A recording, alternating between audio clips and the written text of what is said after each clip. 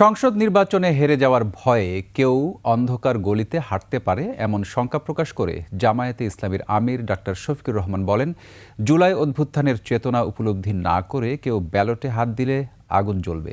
ভোটে প্রশাসনকে level playing field নিশ্চিত করার দাবি জানান তিনি।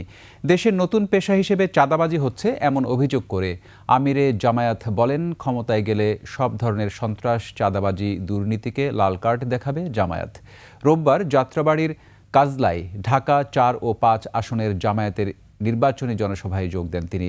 এ সময় আমিরে জামায়াত হুঁশিয়ারি করে বলেন, ভোটে হেরে যাওয়ার ভয়ে কেউ ভোট চুরির চেষ্টায় বাঁকা পথে হাঁটলে চুপ থাকবে না জামায়াত।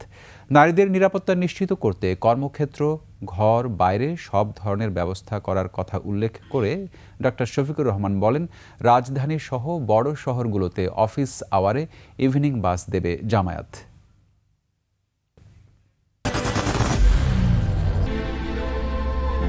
I am Ox.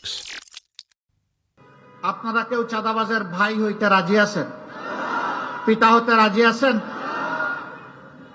সন্তান হতে রাজি আছেন?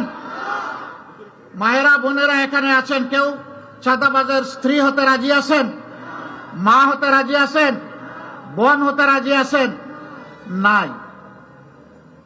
আজকের এই জনসভা থেকে আমরা যারা এই পেশায় যুক্ত তাদেরকে অনুরোধ করব, ভালো পথে ফিরে আসুন। আমরা আপনাদের হালাল রুজির জন্য জায়গা করে দেব ইনশাআল্লাহ।